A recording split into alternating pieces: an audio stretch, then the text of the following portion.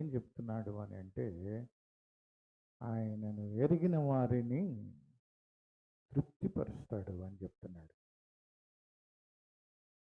ఆయనను స్వీకరించిన వారికి, ఆయన రక్తంలో కడుగబడిన వారికి, ఆయనను సేవించే వారిని ఇదిగో నేను తృప్తిపరుస్తాను అని చెప్తూ ఉన్నాడు. తృప్తి లేనటువంటి జీవితాలు సంతుష్టి కలిగి ఉండటాన్ని మనం పరిశుద్ధ గ్రంథములో చాలా చూస్తాం. కొన్ని ఉదాహరణలు నేను మీకు చూపిస్తాను. ద్వితీయోపదేశ కాండము 14వ అధ్యాయము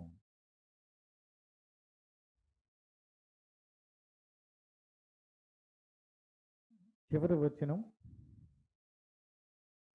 అప్పుడు నీ మధ్యను పాలైనను స్వాస్యమైనను లేని లేవీయులను, నీ ఇంటనున్న పరదేశులను, తండ్రి లేని వారును, విధవరాండ్రను వచ్చి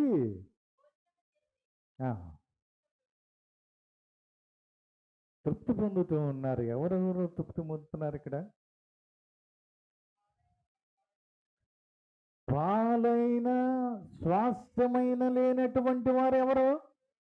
లేవీయులు. వాళ్ళకి గోత్రం అయితే ఇచ్చాడు కానీ భూమిని ఇవ్వలా. ఎందుకు? మిగతా 11 మంది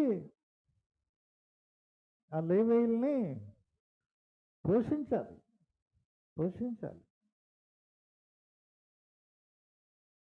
ఇది శాసనం ఎవరిచ్చారు?